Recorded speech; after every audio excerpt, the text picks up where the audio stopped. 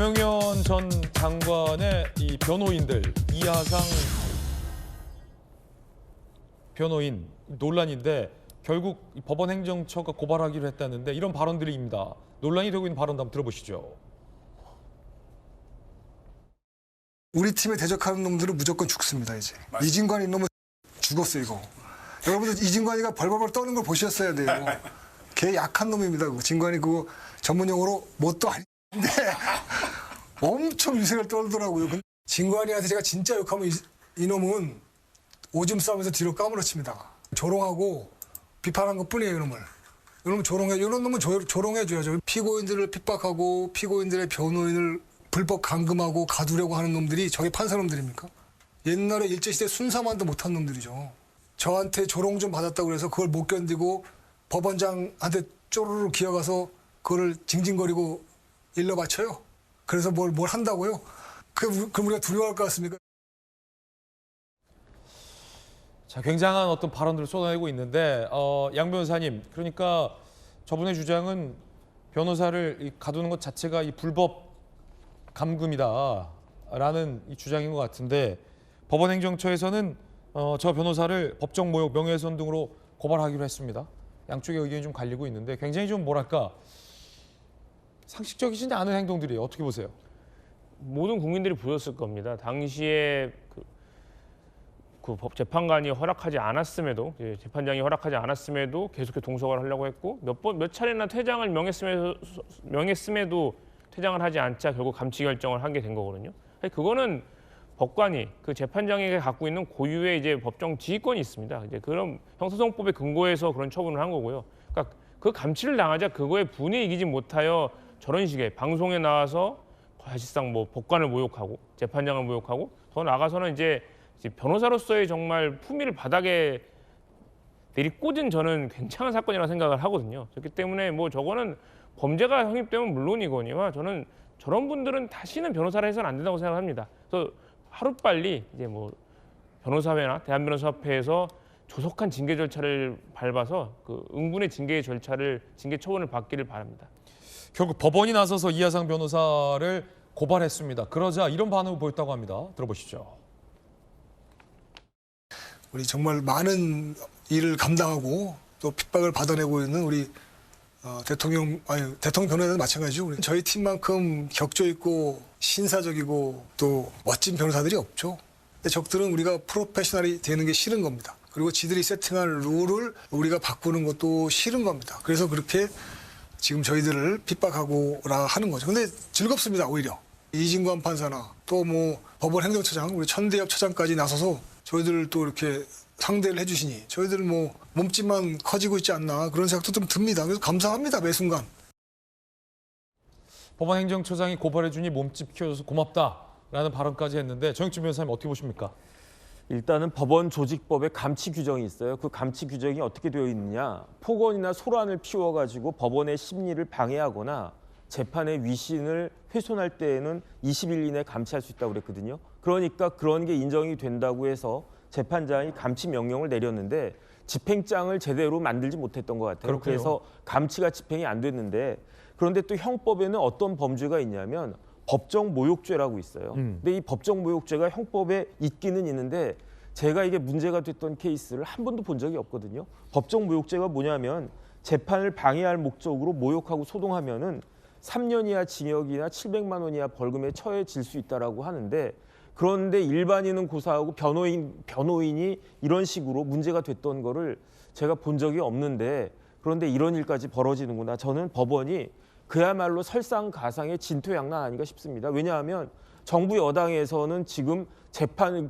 사법부에 인사권까지 박탈하려고 실질적으로 박탈하려고 하는데 그런데 윤석열 대통령의 전 대통령의 변호인은 저렇게 재판부를 또 조롱하기까지 하니 사법부의 권위가 이제 완전히 땅에 떨어져 가지고 진흙탕에 구르는구나.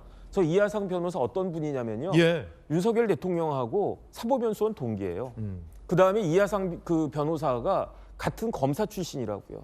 그러면 아무리 불만이 있다고 하더라도 그런 그 이하상 변호사 저렇게 이야기를 하면은 그 윤석열 전 대통령하고 연수원 동기고 또 같은 검사 출신이니까 저렇게 막 나가는 건가? 이런 이야기 나오지 않겠습니까? 그러면은 윤석열 대통령에게 피고인인 윤석열 전 대통령에게 저런 행동이 처신이 도움이 될 건지 아니면 마이너스가 될 건지 좀 상식적으로 행동하고 생각하고 처신해야 되는 거 아닌가 그런 생각 듭니다.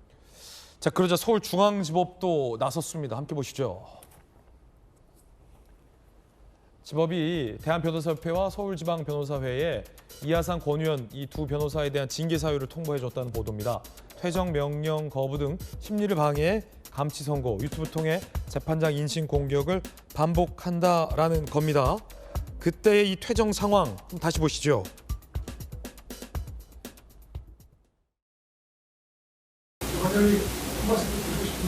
누구십니까? 왜 오신 겁니까? 이 법정은 방청권이 있어야만 볼 수가 있습니다. 퇴정하십시오.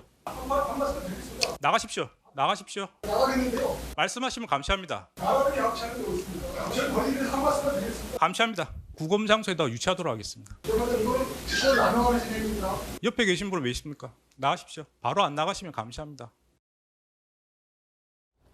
자, 이하상 변호사 말고 같이 변호하고 있는 권우현 변호사의 얘기도 한번 들어보시죠. 저에 대한 1억을 물었고 저 역시 변호인의 조력하에 진술을 하겠다라고 이야기를 하였습니다. 그러자 그 담당 판사가 저의 얼굴 외모를 가지고 특정을 하려고 하였습니다. 거기에 대해서 저와 함께 감시 재판을 받고 있던 변호인이 그것은 인권 침해고 모욕적인 행위다라고 반발을 하였습니다. 그러한 반발을 의식했는지 감치 결정문에 기재된 것이 키 작은 남자였습니다. 키 작은 남자라고 대한민국 사법부가 결정문에다가 기재를 하였습니다. 재판부가 자기를 모욕하려 했다라고 오히려 반발하고 있는 겁니다. 급기야 이제 위자료 소송에 나선다라는 얘기도 있습니다. 법정 소란의 감치 명령을 이진관 판사가 내렸고 김영현 장관 측 변호인은 이진관 판사가 권 변호사를 안경 쓴 키 작은 남자로 지칭하며 외모를 비하했다라며 배상이 필요하다라고 위자료 소송을 내겠다는 겁니다. 점점 이 진흙탕이 돼가는 듯한 인상도 드는데 김주영 의원님 어떻게 보십니까? 이 대목은 위자료 소송. 말도 안 되는 거고요. 그다음에 한 말씀만 드리겠습니다. 막 이런 소란을 피웠잖아요. 도대체 그렇게 야단법석을 피우고 나서 무슨 말을 하려고 했던 건지 궁금하기도 합니다. 저는 본인이 신뢰관계인으로 김용현 그러니까 한독수 재판에 김용현 전 장관이 증인으로 나온 거 아닙니까? 그런데 본인이 신뢰관계인으로서 변호사 동석을 했다라고 주장을 하는데 그건 안 맞는 거잖아요. 증인의 신뢰관계인은 맞지도 않을 뿐더러 뭐 아동이건 피해자의 이제 그런 변호인으로서 그런 신뢰관계인으로 동석하는 게 바로 그들이 주장하는 바인데 경우에 맞지 않다 이거는. 그리고 본인들이 방청권도 없이 들어온 곳 그리고 발언하지 말라고 했는데도 떠들어댄 거 다 문제가 있다고 보여지고요. 그런데 보세요.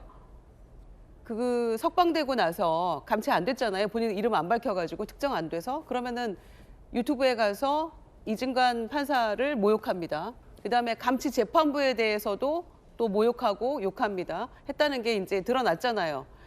해보자는 거야? 이런 말 했다는 거 아닙니까? 그 재판 받으면서도. 그다음에 중앙지법에 대해서도 욕을 합니다. 아까 그 쪼르르 달려가서 뭐 일렀더니 저렇게 했다. 이제 법원 행정처를 향해서도 고발했더니 나서서 우리 뭐 키워주는 거냐 몸집 이렇게까지 능멸하는 거예요. 거기다 더해서 본인들이 피해자라고 주장하면서 위자료 소송까지 하겠다라는 거예요. 이거는 진보 보수 뭐 국민들이 어떻게 생각하든 간에 어느 편에 있든 간에 상식적으로 이게 말이 되는 겁니까? 그리고 이게 지금 김용현 변호인이 할 일입니까? 변호를 하고 있긴 한 겁니까?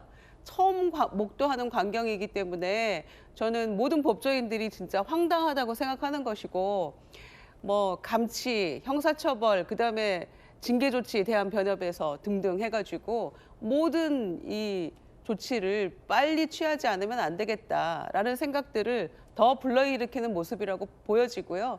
이거는 변호가 아니죠. 이건 자기 정치하는 거고 자기 드러내기 위해서 계속해서 소란 피우는 노이즈 마케팅이라고 생각합니다. 안효원 의원님 어떻게 보십니까?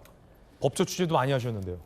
그러니까 한국 사회의 가장 큰 문제 중에 하나가 상식과 품격이 떨어지는 것입니다. 그런데 지금 두 변호사 뭐 본인들 할 이야기가 있겠습니다만은 상식과 품격에 어긋나지 않은 그런 행동들입니다.